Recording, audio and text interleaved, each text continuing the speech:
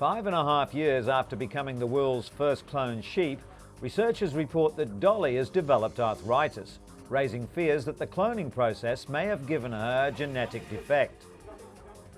According to Professor Ian Wilmot of Scotland's Roslin Institute, Dolly developed arthritis in her left hind leg at an unusually young age. In 1996, Dolly was cloned from a cell taken from an adult animal. Some scientists speculate that because Dolly was cloned using genetic material from a 6-year-old ewe, her genetic age might be closer to 11. Many animal rights advocates condemn cloning. They believe it's dangerous and unethical, regardless of the methodology. Since Dolly's debut, researchers around the world have cloned several other animals, including cows, and within 2 years hope to produce the world's first allergen-free cats. PPL, the company responsible for creating Dolly, has enjoyed continued success as well. Their cloned piglets represent a major step towards producing animal organs and cells for use in human transplants. The so-called knockout pigs have their alpha-1,3-galactosyl transferase gene inactivated. The gene normally leads the human immune system to reject pig organs within minutes. This vital step should enable animal organs and cells to be transplanted into humans without being rejected by the recipients. Cloning of the animals took place in the lab, following which the fertilized eggs were put back inside the mother pig, who gave birth to 5 healthy piglets. According to the Scottish-based firm, pigs are the preferred species for xenotransplantation, the transfer of cells or organs from one species to another on both scientific and ethical grounds. The world's first knockout pigs have been confirmed through DNA tests to have one of their 2 copies of the gene inactivated. The potential benefit they offer is immeasurable, as countless patients who would have died while waiting for human organs to become available can now be saved. In related news, US President George W. Bush reiterated that human life should not be destroyed for the purpose of embryonic stem cell research, after hearing that scientists in Massachusetts created the first cloned human embryos. The groundbreaking experiment proves that a single cell taken from a human adult can be coaxed into a healthy young embryo. However, the medical advance raises ethical concerns because it requires the creation of human embryos solely for the purpose of destroying them. Researchers at Advanced Cell Technology also cloned several healthy cows, using the same cloning process to create the 6-celled embryos. The scientists say their intention is not to create cloned human beings, but to develop immune-compatible cells to treat degenerative diseases. Although in August, President Bush announced he would allow limited funding for several already existing stem cell lines, some members of Congress warned they will work to prevent further research studies in the US altogether.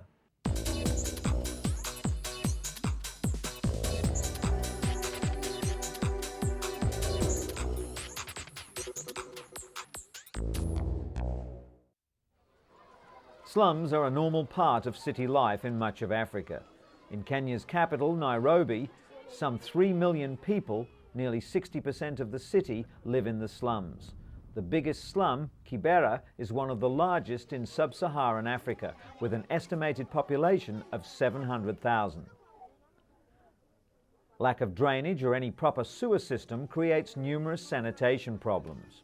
Almost all toilets are pit latrines, not much more than a hole in the ground, used by as many as 10,000 people.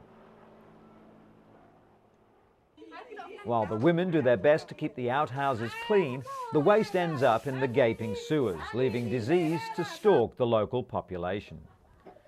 Filthy sewer water is then pumped directly into nearby streams, spreading disease to other communities along the river.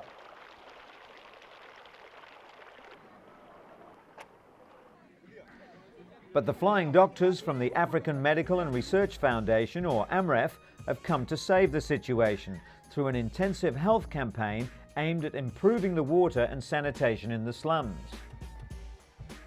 A marathon race organised by AMREF, which attracted nearly 200 runners, many armed with toilet brushes, was run through the city streets in the Kenyan capital in aid of collecting money to build good, clean toilets for the slum dwellers.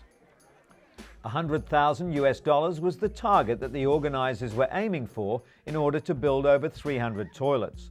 Currently, there's one toilet for every 10,000 people, so the additional facilities will come as quite a relief. And although he didn't enter the unusual race, Kenyan marathon runner Paul Tergat and his family were on hand to support this worthy cause. One practice that AMREF hopes to stamp out is an unpleasant phenomenon known as the flying toilets. With so few loos available in these parts, locals have been known to tie up their waste in plastic bags and then hurl the bags as far away as they can.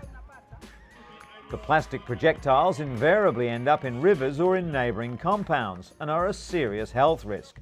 Being hit by a flying toilet isn't much fun either.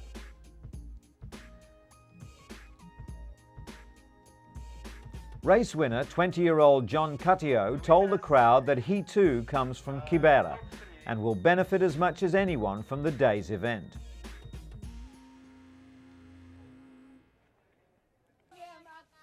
As the campaign to eradicate flying toilets in the slums continues, it's hoped that the slum dwellers will soon be able to do away with the practice completely and enjoy better health and sanitation for themselves and their families. And while we're on the subject, some 200 delegates from Asia, Europe and North America took their seats recently at the World Toilet Summit in Singapore. It's something people use every day, but organisers hope to bring the taboo topic out of the water closet by swapping ideas on design, public education and sanitation. Wash your hands and always flush was the message from a mime troupe that kicked off the event with a graphic but silent demonstration of the good, the bad and the ugly in the bathroom.